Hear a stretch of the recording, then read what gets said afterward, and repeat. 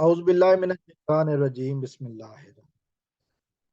कैसे Pakistan versus Zaheer Ahmad case के हवाले से बात करूंगा।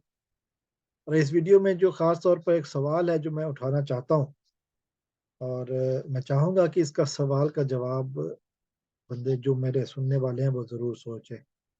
वीडियो को आखिर तक देखिएगा, क्योंकि सवाल जो है ना वो उसकी वजह भी मैं फिर बताऊंगा कि रीजन क्या है। रियासत पाकिस्तान वर्सेस ज़हीर अहमद केस में अब तक हमने देखा बहुत कुछ हुआ। सुबह से मतलब जब जब से ये मसला शुरू हुआ तब से लेकर अब तक बहुत सारी बातें हुई, बहुत सारी दरखास्तें दी गई।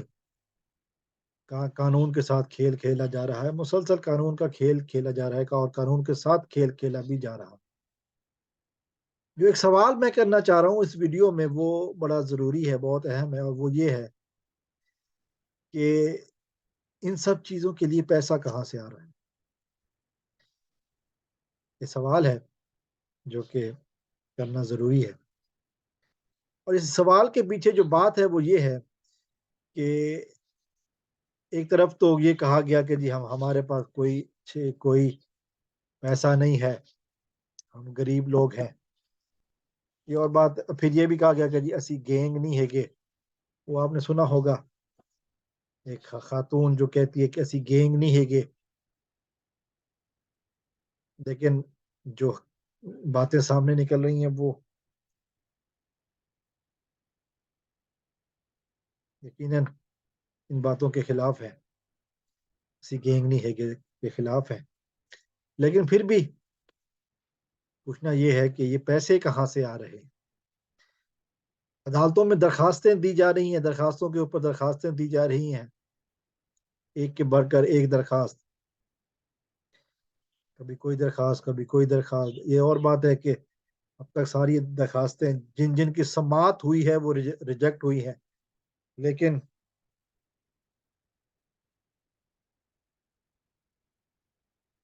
फिर वही बात कि इन दरखास्तों के अलावा ये अगर देखें, लाहौर की पंजाब यूनिवर्सिटी में एक मामूली दर्जा चारों की नायब कासिद,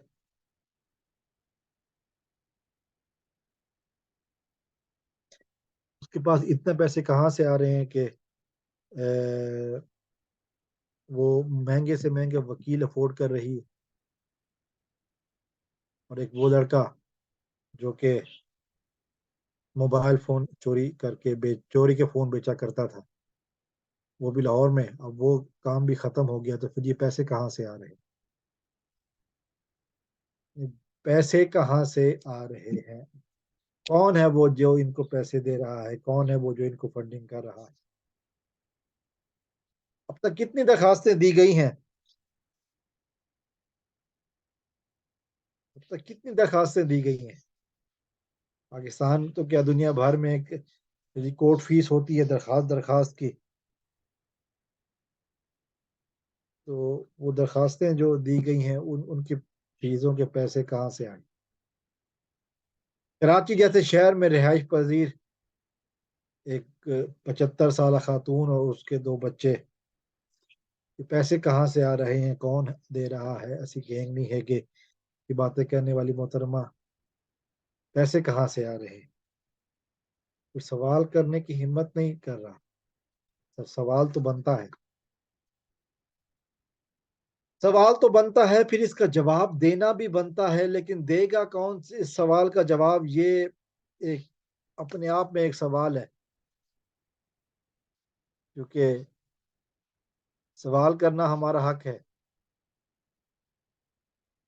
कौन है वो जो इनको फंडिंग कर रहा है, कौन है वो जो इनको बचाना चाहता है, कौन है जो इनके जरिए अपने मकासद हासिल करना चाहता है। सवाल तो बनता है, सवाल तो बनता है। अस्सलाम वालेकुम रहमतुल्लाह। पाकिस्तान